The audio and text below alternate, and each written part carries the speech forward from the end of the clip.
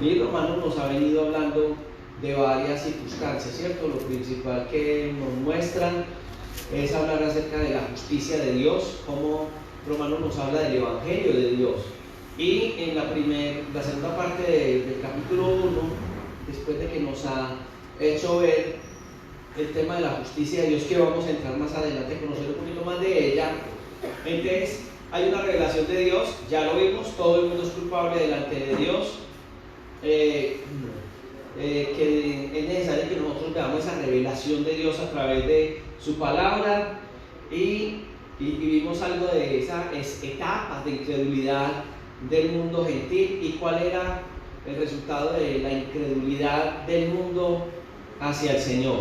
Hoy vamos a hablar acerca de la culpabilidad, y Dios va a utilizar esta parte. Por ejemplo, en el caso del apóstol Pablo, Dios lo usa para hablarle a los judíos. ¿Por qué? Porque los judíos se consideraban muy morales, y lastimosamente los seres humanos a veces nos sentimos como más morales que otros. Entonces somos mejores. ¿Por qué? Porque hacemos obras de caridad, porque ayudamos, porque cada uno de nosotros tiene un concepto más alto del que debemos tener. La Biblia nos dice que no debamos tener un concepto más alto del que debemos tener, pero lastimosamente los seres humanos nos creemos muy buenos. El único bueno es Dios. Cuando a Jesús le pregunta al maestro bueno, Jesús siendo Dios, él dice: ¿por qué me llamas bueno? Solo hay uno bueno, Dios.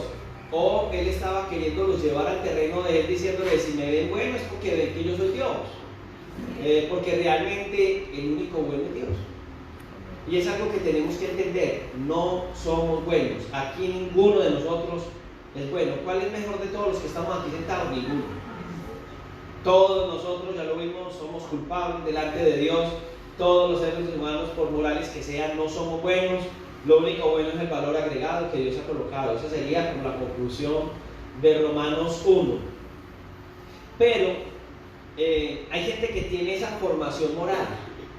Entonces la gente que tiene la formación moral no se ve mala. ¿Por qué? Porque para poder comprarnos a Dios, vamos a la iglesia, vamos al culto, leemos la Biblia, damos obras de caridad, a veces damos de lo que nos sobra, pero aún así nos consideramos muy buenos. De hecho, para nuestro botón, a Dios no le damos todo lo mejor, a veces a Dios le damos lo que nos sobra, ¿cierto? Es ahí donde vemos que el ser humano, no sé, si alguien hubiese tenido la oportunidad de hoy estar en Toluico, se iría para allá y allá ni se acordaría de Dios. Ya cuando terminara el mes o se le acabara la plata, diría: ay, ¿verdad que hay un Dios que existe por ahí? Hay que darle gracias a ese Dios, ¿cierto? Pero realmente Dios debería de tener ese espacio en la vida del hombre. Entonces aquí uno entra y se da cuenta que no hay nadie mejor. Entonces, para los judíos, y es lo que el romano me está llevando, ellos pensaban que los otros pueblos no eran tan buenos como ellos, porque ellos habían tenido una revelación de Dios, tenían a Dios desde el Antiguo Testamento.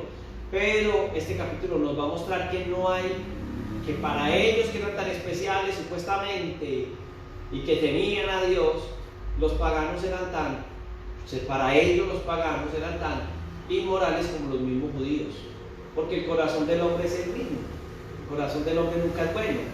Entonces aquí uno mira que dice: por lo cual, y cuando viene hablando, está hablando bien, había venido hablando de una lista de cómo éramos los seres humanos, ¿cierto? Murmuradores, detractores, etcétera, etcétera, necios, desleales, etcétera.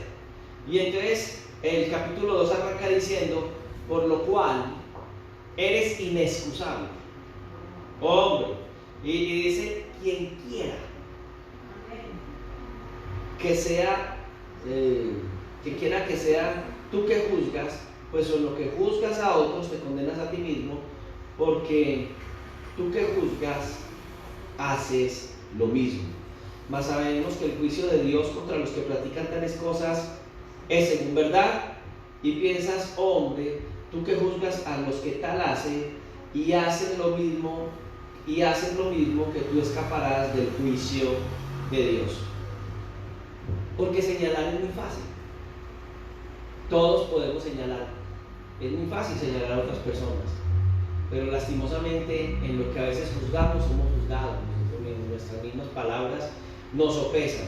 Entonces, lo primero que la palabra nos está diciendo hoy a nosotros, a todos, es: no tenemos excusa. Usted es un ser humano, usted está bajo material, entonces todos somos inexcusables. No hay excusas para nosotros. Romanos 1 nos lo mostró.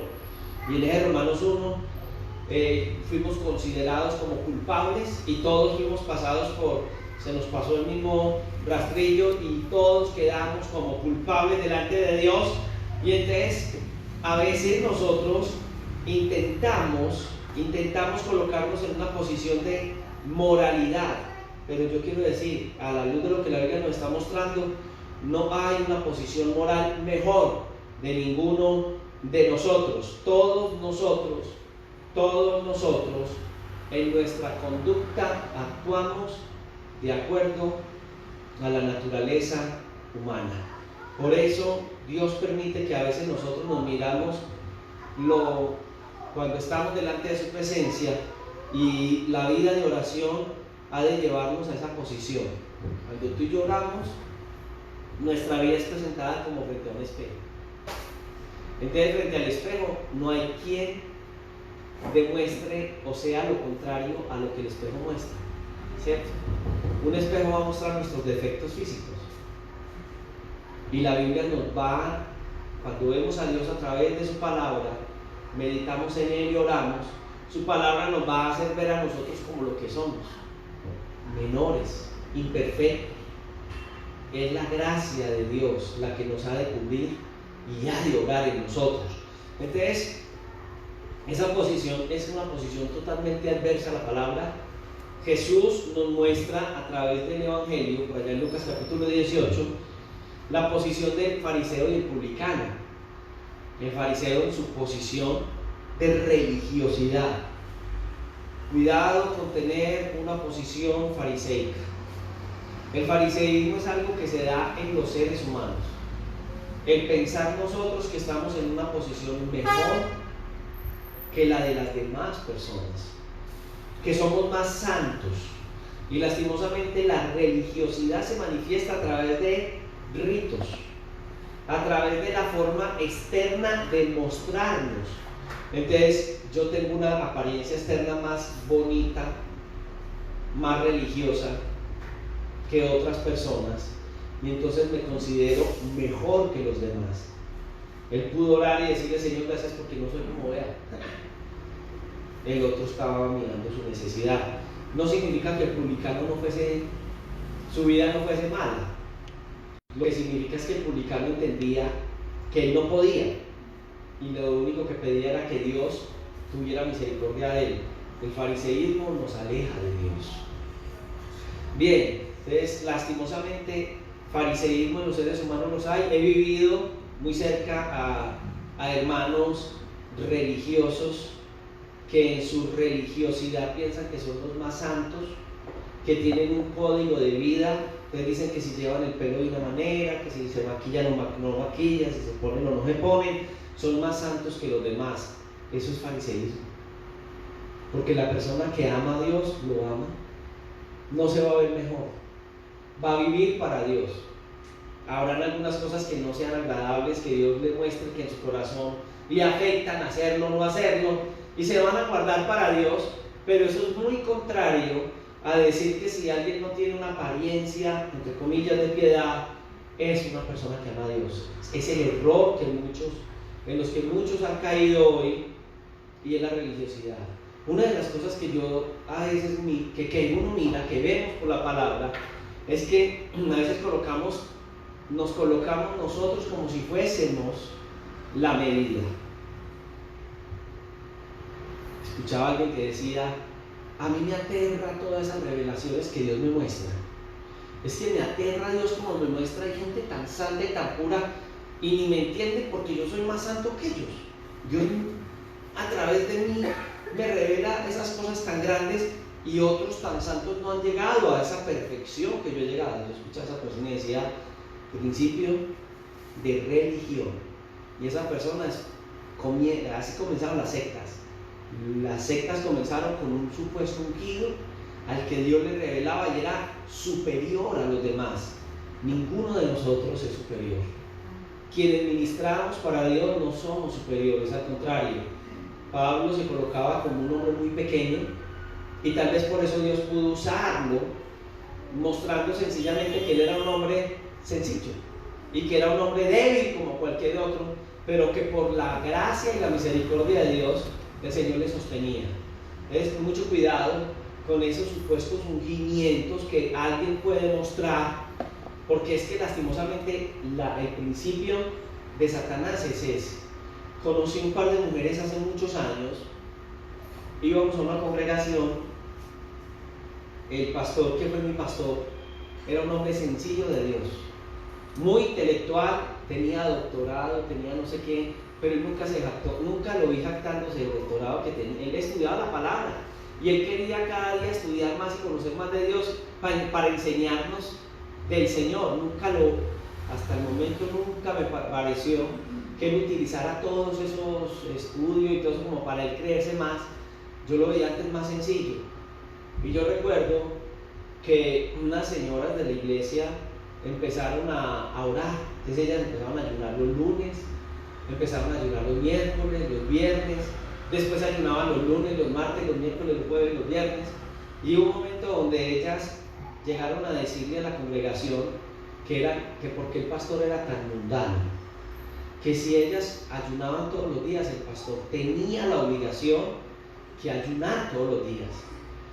Y empezaron a usar de dones espirituales y a profetizar, y llegaron a profetizar que el pastor estaba en pecado. El hermano era un hombre de Dios, y de un momento a otro una de las dos señoras por ahí dicen que se le corrió el champú, ¿cierto? Se le empezó a tener unas ideas raras y empezó como terminó en el hospital mental de Antioquia, las dos, y terminaron en una situación muy precaria.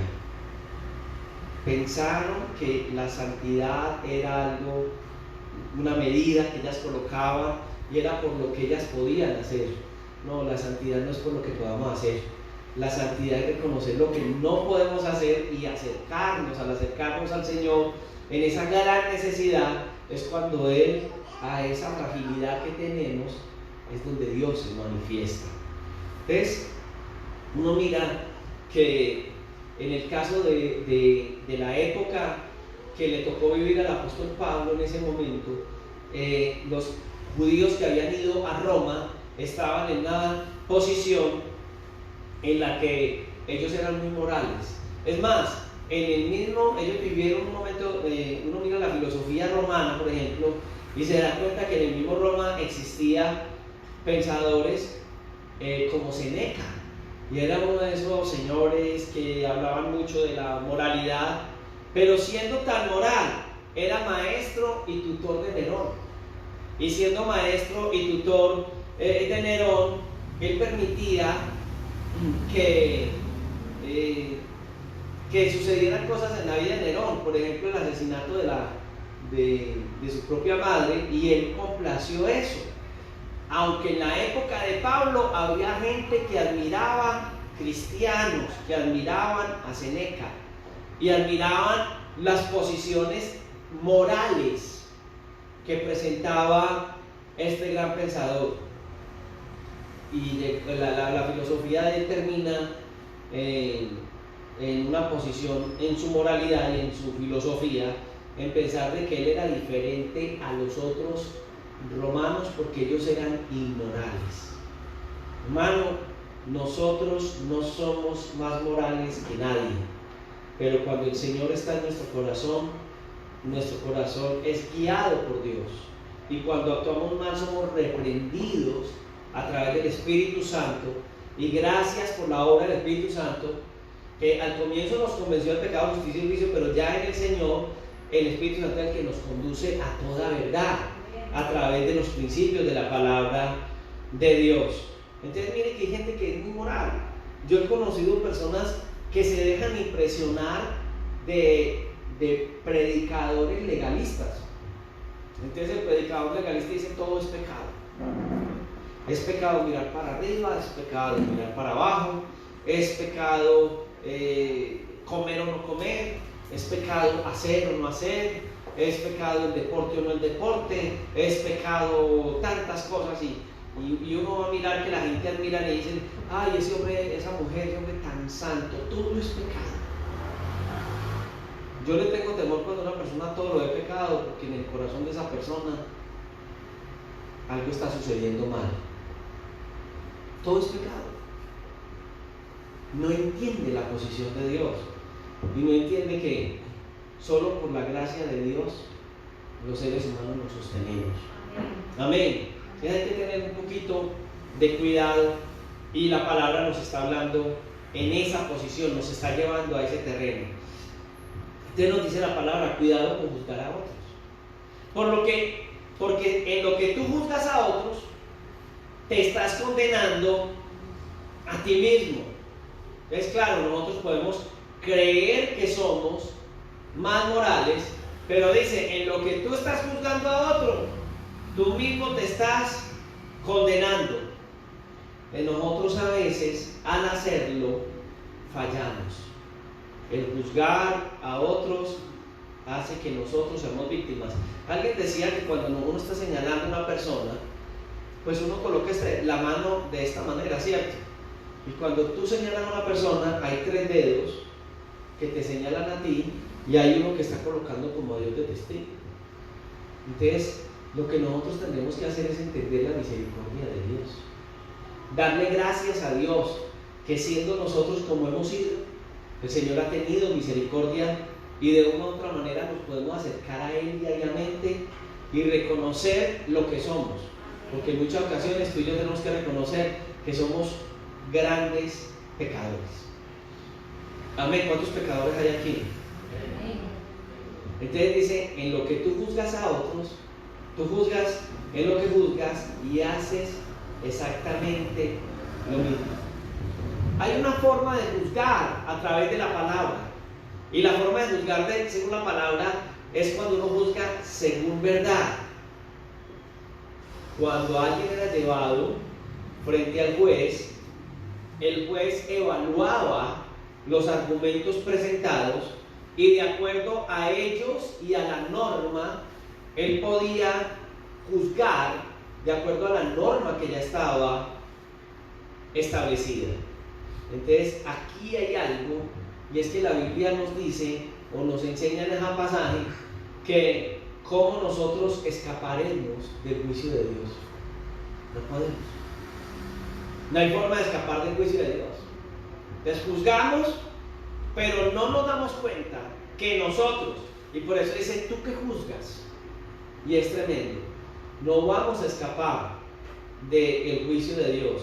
Hay una bendición muy grande. Nosotros ya fuimos juzgados. ¿Sabías que tú y yo ya fuimos juzgados? El juicio hacia nosotros fue dado en la cruz del Calvario. Cristo murió por nosotros. Por eso nosotros compadeceremos ante el tribunal de Cristo. Y esa va a ser la bendición de nosotros. Si no fuera por la obra de Cristo hacia nuestras vidas, ¿qué sería de nosotros? El mundo entero será juzgado. Y lastimosamente, el mundo rechazó la obra redentora de Jesús. Y el que rechazó y murió y no aceptó la obra redentora de Jesús, él será juzgado por su pecado. Y las consecuencias él mismo las va a asumir. Pero cuando nosotros hemos venido a los pies del Señor, hemos tenido y disfrutado de lo que es Él, de lo que es la misericordia de Dios. Por eso, cuando miramos al mundo, lo tenemos que mirar con los mismos ojos de Cristo. Con ojos de misericordia. La injusticia en el hombre siempre estará. La justicia de Dios es injusta. Porque la justicia de Dios fue que el justo pagó por los injustos. El santo pagó por los pecadores. Y nosotros entramos dentro de eso. Entonces, cuando habla del justo juicio de Dios, de la ira de Dios, está hablando de esa obra que ya fue dada. La justicia de Dios es injusta. En un sentido. ¿Por qué? Porque la justicia de Dios es que caiga el juicio sobre Él, sobre el mismo Señor Jesucristo, no sobre nosotros. Qué bendición es la justicia de Dios. Yo quiero estar en la justicia de Dios. Quiero entender la justicia de Dios cada día. Amén. Si tú vas conmigo al versículo 4 y 5, en esa confrontación, que dice: o menosprecia las riquezas de su benignidad, paciencia y longanimidad, ignorando que su benignidad te guía al arrepentimiento. Pero por tu dureza y por tu corazón no arrepentido, atesoran para ti mismo ira, para el día de la ira y la revelación del justo juicio de Dios. Aquí está diciendo algo terrible, y es que Dios va a juzgar a los morales, a esos que se creen buenos. ¿Por qué? Porque lo que Dios nos ha dado, y presenta tres aspectos, ¿cierto? Lo benigno que es Dios, la benignidad, lo bueno. Dios es bueno, ¿por qué? Porque es bueno. Y la bondad y la benignidad de Dios es tan linda. La paciencia de Dios. Y lo que la Escritura nos da nos habla de la longanimidad de Dios. Estas son las que traen en nosotros el arrepentimiento. Entonces, al mirar esto, nosotros rechazaríamos la benignidad de Dios cuando nosotros creemos que por lo que hacemos estamos ganando. Rechazamos la paciencia de Dios porque no entendemos que si esa paciencia de Dios no estuviera, nosotros ya estaríamos consumidos. Y cuando estamos hablando de esa posición, si no nos humillamos delante de Dios, entonces lo que nosotros estamos teniendo es una actitud de superioridad frente a lo que es el amor de Dios. Entonces, hablar de estos tres aspectos, ¿no? La benignidad, y hablar de la benignidad de Dios, lo bueno que es Dios, está hablando acerca de lo bueno que es Dios frente a nuestro pecado pasado.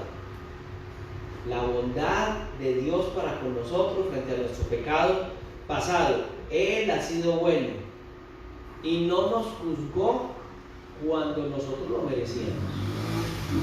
Cuando habla de la paciencia de Dios, se habla de la bondad de Dios para con nosotros en cuanto a nuestros pecados presentes. Y qué bueno es Dios con nosotros. ¿Por qué? Porque nosotros estamos cortos ante la gloria de Dios.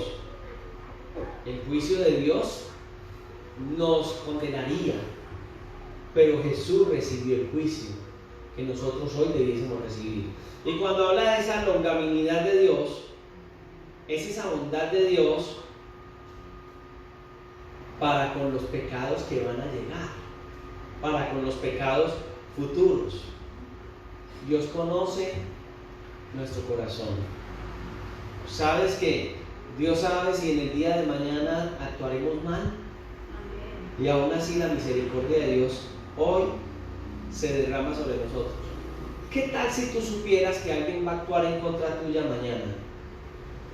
¿Qué harías tú con esa persona que va a actuar en contra tuya mañana? ¿Cómo lo mirarías hoy? ¿De la misma manera? No. ¿Cierto? Nos dificultaría. Si a veces sabemos que alguien está actuando a espaldas de nosotros mal, ¿y cómo lo miramos en ese momento? No lo vemos igual. Nuestros ojos cambian hacia esa persona.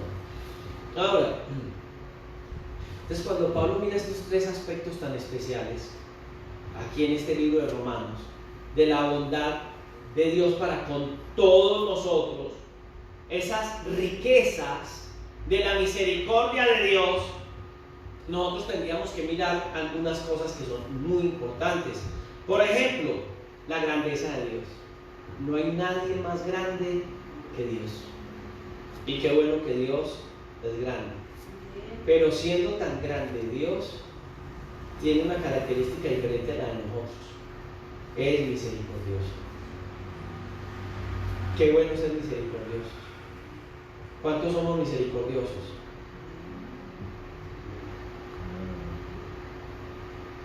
En la medida que veamos la misericordia de Dios, podremos identificarnos y algo de misericordia a través de nuestra vida Dios podría dar. Cuando miramos, por ejemplo, la omnisciencia de Dios, a pesar de todo lo que sabe de nosotros, muestra misericordia. A pesar de que conoce nuestros corazones, muestra misericordia. sigue siendo misericordioso con nosotros. Es que piense, Dios nunca peca. Y sin embargo nos mira con ojos de misericordia. ¿Qué tal que usted y yo nunca pecáramos? ¿Cómo miraríamos a los demás? No, pues seríamos. No, es que nadie nos alcanzaría. Seríamos la perfección caminando. ¿Cómo actuaríamos frente a otras personas? Y también cuando miramos, por ejemplo, el poder de Dios. Dios tiene toda la capacidad de erradicar el mal. Y sin embargo, como el Señor Jesucristo decía a los apóstoles, no se puede quitar el trigo la paja del trigo, porque si se hace se daña el trigo. Es Dios permitir que nosotros a través del Evangelio seamos cambiados día tras día. Tanta paciencia de Dios. Usted ha visto su vida, puede mirar su vida de aquí hacia atrás y puede pensar qué tan bueno ha sido Dios con usted. Es que nosotros le hemos dado lata a Dios, o guerra a Dios. Y dándole guerra a Dios, Él nunca ha dejado de mirarnos con ojos de amor. Hemos visto que hoy la victoria en nuestra vida no es nuestra. No es porque tú eres ayunator, ni porque tú eres orador o oracionator. No, es porque Dios ha sido tan paciente con nosotros. Entonces, sencillamente el objeto de la misericordia de Dios para con nosotros es mostrar el amor de Dios hacia nosotros, que somos pequeñitos. ¿Se acuerdan del ejemplo de las hormigas esas que se le enfrentaron al elefante y que lo iban a ahorcar? Y la cogieron y se le montaron todas, y cuando él se sacudió no quedó sino una hormiga ahí pegada al cuello, y las demás le gritaban desde abajo: ahorcalo, ahorcalo. Realmente nosotros somos como esa hormiga, y Dios, siendo tan grande, tiene misericordia de nosotros. Entonces aquí estamos viendo que diario hemos de ver de parte de Dios su paciencia y su longanimidad. Hace unos días, mientras pasaba la pandemia que me alcanzó, y estaba en una de esas noches de no dormir, porque eso es muy horrible, y estaba como a las 2 de la mañana abajo, con un dolor en la espalda que se me quería partir. Me tiré en el suelo frío, así, con los pies levantados hacia el muro. Yo me hacía así, después me paraba. No había forma de tener paz, pero meditando en la misericordia de Dios, miraba como Dios, en medio de ese dolor y esas cosas, había momentos que me daba paz. Y ya pasando esta época, yo decía: Dios mío, tan especial Dios, porque la misericordia de Dios nunca se quita de nosotros. El mal en nosotros, no estoy hablando de enfermedad, sino el pecado, más que una enfermedad, ¿cierto? Es una situación, un estado del hombre, y nosotros en ese estado, y la misericordia de Dios está ahí. Hoy pensar en esos momentos nos hace decir: Dios mío, ya pasamos eso. Yo no sé cómo pasamos, pero lo pasamos, no tan horrible, ¿no? La misericordia de Dios. Ahora, el estado nuestro de pecado, y Dios en medio del pecado estará ahí acompañándonos. No estoy hablando de la enfermedad, estoy hablando del estado de nosotros en el pecado, y que sin embargo Dios está ahí y su paciencia estará ahí. Job llegó a experimentar y decía: aunque el Señor me matare, en Él esperaré. Entonces, en un momento de estos que algunos hayamos y podamos experimentar con enfermedades de nuestra vida, es ver que ahí está Dios, que Dios lo sostiene a uno en una enfermedad, que es lo que Dios, pero en la vida de pecado, entender nosotros que es solo Dios. Hoy estamos acá, estamos en el culto, podemos darle gracias a Dios, podemos adorarlo, sencillamente porque entendemos que Él es Dios. Amén. Para mí sería ilógico no haber venido al culto hoy después de pasar por lo que pasé, porque de pronto me voy a enfermar. Porque Dios es Dios. Porque entendemos que Él es el que nos sostiene. Para Él vivimos. Y estamos en las manos del Señor. Entonces, nosotros tenemos que darnos cuenta que cada día que despertamos, Dios nos está mostrando que el infierno no es más grande que Dios, que el mal no es más grande que Dios, que Dios está por encima del pecado, que Dios está por encima de la maldad nuestra, y que si hay victoria hoy en nosotros es porque el Señor nos ha hecho ver algo. El texto dice que muchos ignoran la benignidad que guía al arrepentimiento. Hoy nosotros no podemos ignorar la benignidad de Dios tan especial que nos trajo al arrepentimiento. Hay gente que malinterpreta ese concepto de benignidad de Dios. La benignidad de Dios lleva al arrepentimiento. ¿Usted no nota que hay gente que no tienen un concepto de arrepentirse delante de Dios? No lo entienden. Entonces hay gente que abusa la benignidad de Dios. ¿Por qué? Porque muchos de ellos creen que merecen que Dios todos los días haga que salga el sol sobre ellos. Él dice que sale sobre buenos y sobre malos. Hay gente que no se da cuenta de la benignidad de Dios cuando Dios, a pesar de los malos actos del ser humano, ahí todos los días nos da salud, nos da alimento, nos sostiene. A muchos Dios les muestra su bondad y sin embargo muchos se burlan diariamente de Dios, o nos burlamos diariamente de Dios. Siendo Dios tan fuerte, puede tratar con nuestro pecado con crueldad, y sin embargo a veces Dios hacia nosotros nos da un día que uno despierte, Dios le está diciendo a uno que estoy dando un día más de arrepentimiento. Pero algunos están diciendo, si Dios existiera, permitía que yo, Dios es como el viejito aquel, que es como el abuelito aquel que es como caído del zarzo aquel. Él no se da cuenta. Y Dios es Dios. Todos vamos a ir para el mismo hueco y todos vamos a ir a la eternidad, al cielo. Qué triste. Pero es una posición de la ignorancia de nosotros los seres humanos. Por eso cuando se revela el Evangelio a nosotros, tiene que ser algo que nos compuje. Tiene que ser algo en que nosotros anhelemos de la presencia de Dios diariamente. David mostraba, por ejemplo, el anhelo por la casa de Dios. Ese anhelo debe estar en nuestro corazón. Anhelar, todo el día anhelar, venir esta noche a la casa del Señor a meditar en su palabra, a meditar en las grandes obras de Dios, en su bondad para con nosotros, porque lo más grande que puede haber en nosotros es la gratitud. Y lastimosamente, conociendo al ser humano, lo más normal en el ser humano es que el ser humano sea ingrato. ¿Cuántas personas usted ha ayudado en la vida y dónde están?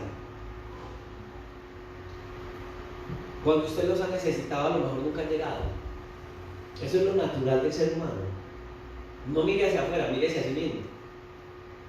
Hoy Dios ha sido misericordioso.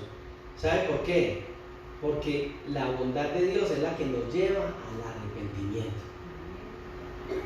Si Dios no fuese bondadoso con nosotros, no nos hubiésemos podido arrepentir. El Señor nos trae a nosotros. Miremos por ejemplo el caso de Caín. ¿Se acuerda que Caín tuvo que salir lejos como un fugitivo y estuvo como vagabundo después de que mató a su hermano Abel? La actitud del ser humano. Judas, cuando negó al maestro, fue y se ahorcó. La actitud del ser humano es alejarse de Dios cuando peca, pero la bondad de Dios nos acercó a Él. No fuimos nosotros que por nuestra elección, si pudiéramos decir así, quisimos buscar de Dios. Fue Dios que colocó circunstancias en nuestra vida que nos hizo reflexionar y acercarnos delante de Él. Porque esa actitud nuestra lo único que hace es atesorar ira para el día de la ira de Dios. ¿Habrá un día de la ira de Dios? Sí, hay un día del juicio de Dios para todos los seres humanos. Pero Dios para nosotros no amontonó ese día para el día de la ira. Es la misericordia de Dios. Por eso es que usted y yo no podemos decir que estamos amontonando méritos, que estamos ahorrando, entonces que merecemos que el Señor haga con nosotros cosas grandes. No, hermano, es la misericordia de Dios la que se ha revelado hacia nosotros. Entonces, lo único que Dios ha tenido con nosotros es paciencia. En esa longanimidad de Dios llegará el día de lo que la Biblia habla del día de la revelación del justo juicio de Dios. Del verso 6 al verso 10 de ese capítulo 2, nosotros podemos mirar que Dios va a pagarle a cada hombre conforme a ¿qué? Sus obras. Y esto es algo terrible, porque dice que Él pagará a cada uno conforme a sus obras, vida eterna a los que perseverando en bien hacer buscan gloria y honra e inmortalidad, pero ira y enojo a los que son contenciosos y no obedecen la verdad, sino que obedecen a la injusticia, tribulación y angustia sobre todo ser humano que hace lo malo, el judío primeramente y también el griego. Y hay que entender este texto a la luz de todo ese contexto que nos viene hablando desde el capítulo 1. ¿Por qué? Porque aquí habla del juicio de Dios a la moralidad del ser humano.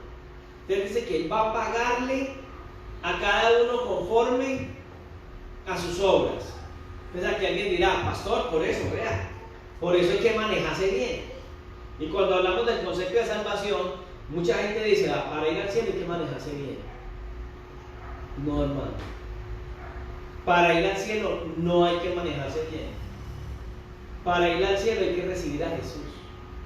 Y Jesús en nuestro corazón transforma nuestra vida. No lo hacemos sino que lo hacemos por. Hacemos el bien no para recibir de Dios. Hacemos el bien porque hemos recibido ese bien de Dios. Qué diferencia tan grande. Porque aunque querramos ser buenos, no somos capaces de ser buenos. Entonces la Biblia habla de esa vida eterna, ¿cierto? Dice vida eterna, y esa vida eterna es algo que solo le pertenece a Dios. Él ha de entregarla en nosotros cuando hemos entendido los propósitos de Dios para nosotros. Y entonces ahí es donde dice tribulación y angustia al ser humano que actúa mal.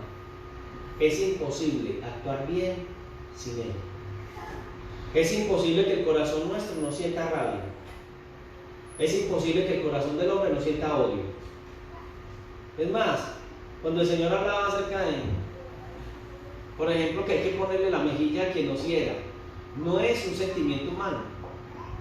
No es posible que uno sea capaz de recibir una cachetada y ponga la otra mejilla.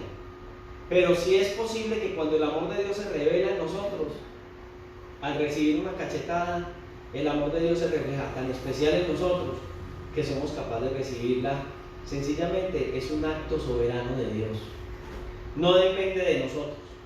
Por eso, cuando te sucede y tú dices, hombre, pero yo como era de horrible, y recibir ese golpe y estar dispuesto a recibir otro, ¿cómo fue que lo logró Dios a través de mi vida? Esa es el amor. Dios a través de nuestra vida. Yo hablaba, creo que el domingo cuando estábamos predicando en la enseñanza dominical, y recuerde que nosotros hablábamos de que nosotros somos los instrumentos de Dios. Nosotros no instrumentalizamos a Dios. Entonces Dios no es al que nosotros ordenamos y en el que nosotros, sobre el que decretamos y decimos, Dios mío, que se haga esto, yo quiero esto, dame esto, abre puertas, cierra puertas, sino que Dios es el que ha de usarnos para su gloria.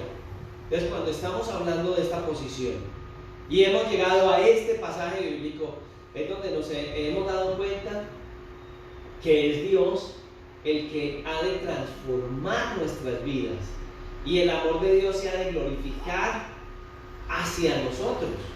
Y esa forma en que el amor de Dios se glorifica hacia nosotros, también la hace a través de nosotros. Entonces, ¿qué tan precioso es cuando tú y yo sufrimos por la causa de Cristo? Él en nosotros nos da ese principio de vida. Él en nosotros, Él nos vuelve a nosotros instrumentos de su amor, instrumentos de su gracia. Y es hermoso cuando uno mira, por ejemplo, esa imparcialidad de Dios, allá en el versículo 11, 12 y 13 de este capítulo 2, donde dice: porque no hay excepción de personas para con Dios. Todos los que sin ley pecan, sin ley perecerán, y los que bajo la ley pecan, por la ley serán juzgados. No son los oidores de la ley los justos ante Dios, sino los hacedores de la ley, los que son justificados.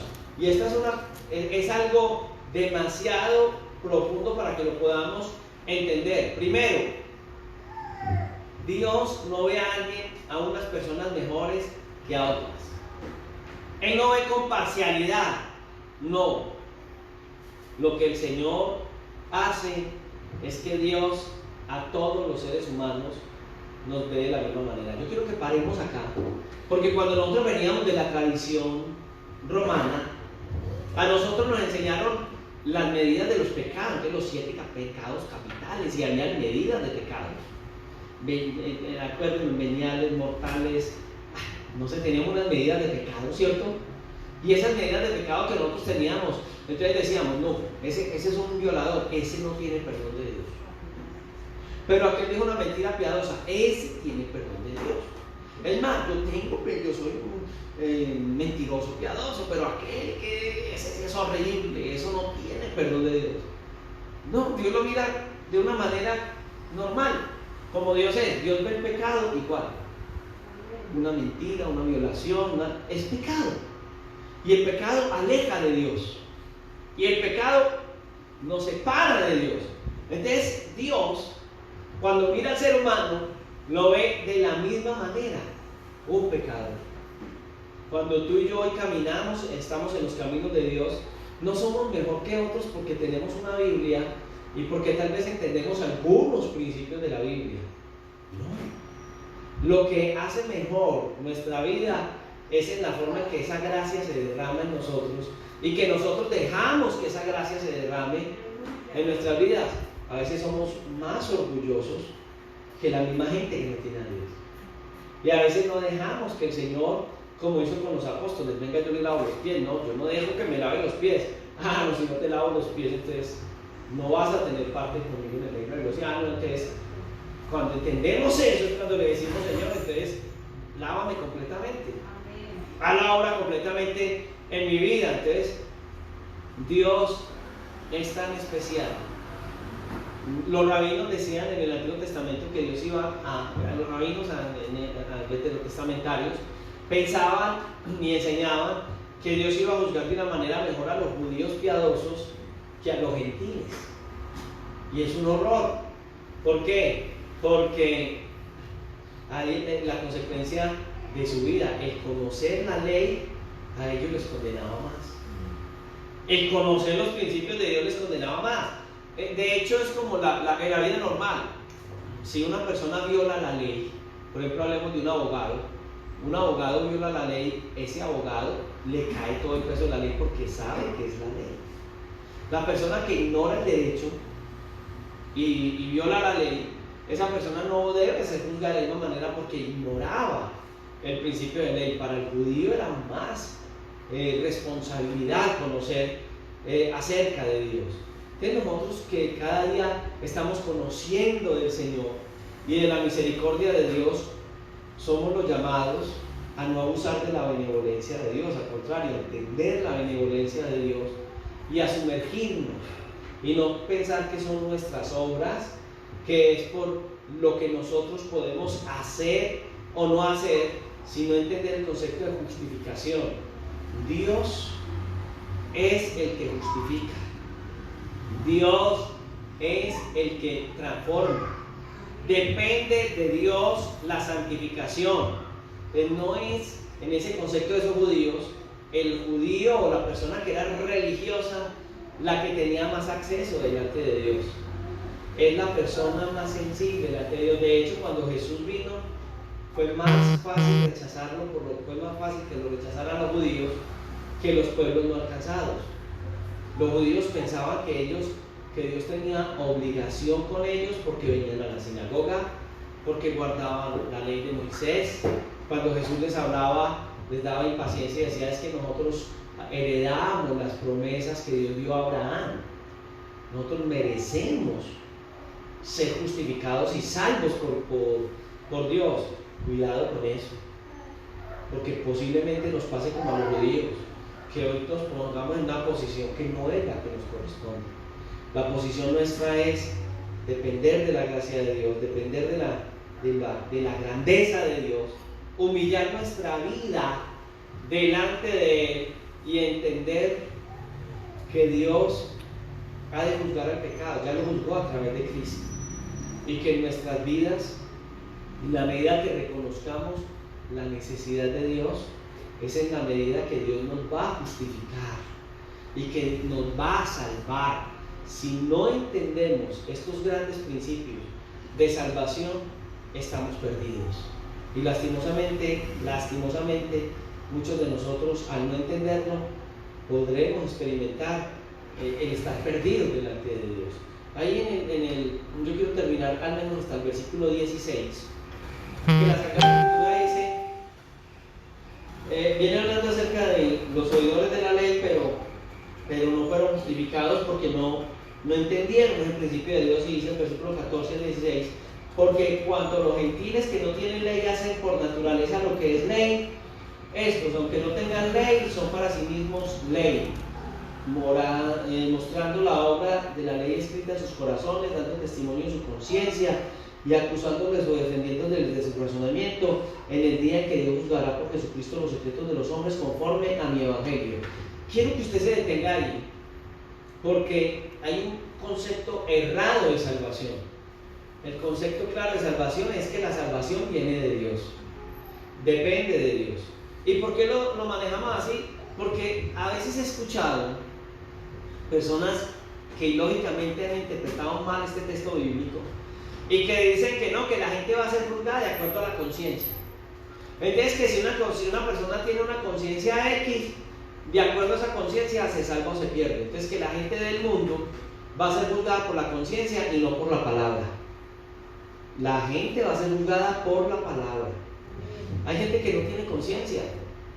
Usted ve a una persona que asesinó a otra persona y la conciencia de esa persona no le acusa de haber asesinado a otro. Sin embargo, hay una ley bíblica, una ley divina, que si una persona asesina a otro es culpable, y delante de Dios el homicidio es una cosa terrible.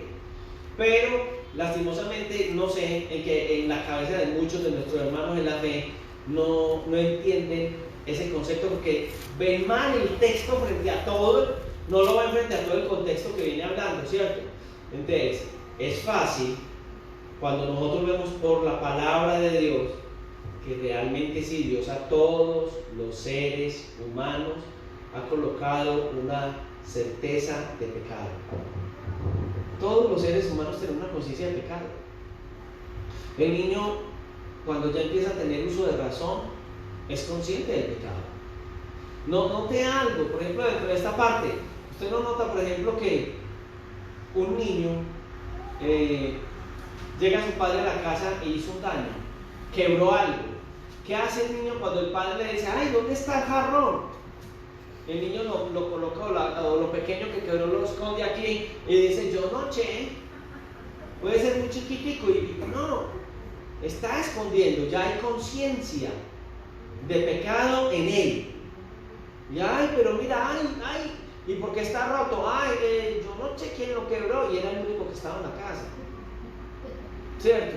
Es el caso del ser humano. El ser humano siempre va a justificar en su mala conciencia.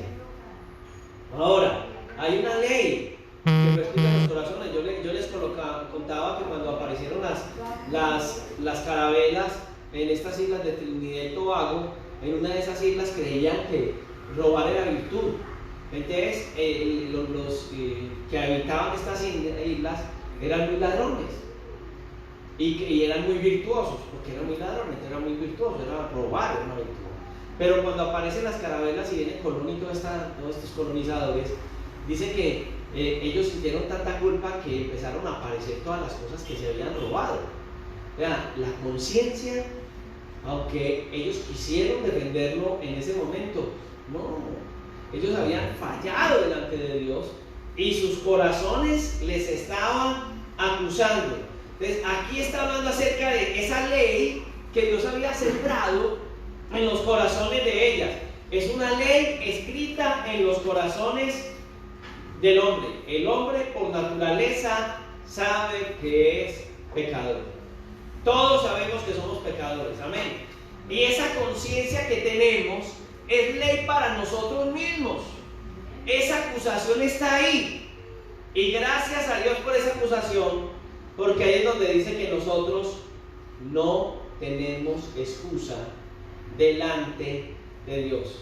Entonces hay una acusación, y a pesar de que nosotros querramos excusar nuestro pecado, Dios siempre va a hablar a nuestra conciencia y nos va a mostrar la necesidad de Él. Entonces si hay una conciencia que Dios ha colocado en el ser humano, en donde el ser humano va a sentir la necesidad de perdón, la necesidad del perdón de Dios. Ahora, hay un momento donde Dios va a juzgar la conciencia de todos los hombres, y dice que Dios juzgará por Jesucristo todos los secretos de los hombres. Lo más precioso que nosotros podemos tener hoy es esta bendita palabra, porque esta palabra, cuando la leemos, nos hace conscientes de la necesidad que tenemos de Dios, nos hace conscientes de abrir el corazón para Dios, y nos hace conscientes de que delante de Dios no podemos jactarnos. ¿Cuál de nosotros es mejor? Mira alrededor, ¿cuál tiene la cara más bonita? A ver, ¿cuál tiene la cara de más santo? Ninguno. Ninguno. Porque el que parece ser más piadoso posiblemente no lo sea. ¿Sabe cuál es el que tiene una conciencia más dispuesta para Dios? El que tenga una disponibilidad a abrir el corazón a Dios, a reconocer lo gran pecador que es. Si tú reconoces en esta hora que eres un gran pecador, tienes una conciencia como la debes tener, solo por la gracia de Dios, solo por la misericordia de Dios. Ninguno de nosotros merece el cielo. Ninguno de nosotros es más santo que los demás. Aquí no hay más santos que otros. Amén. Amén.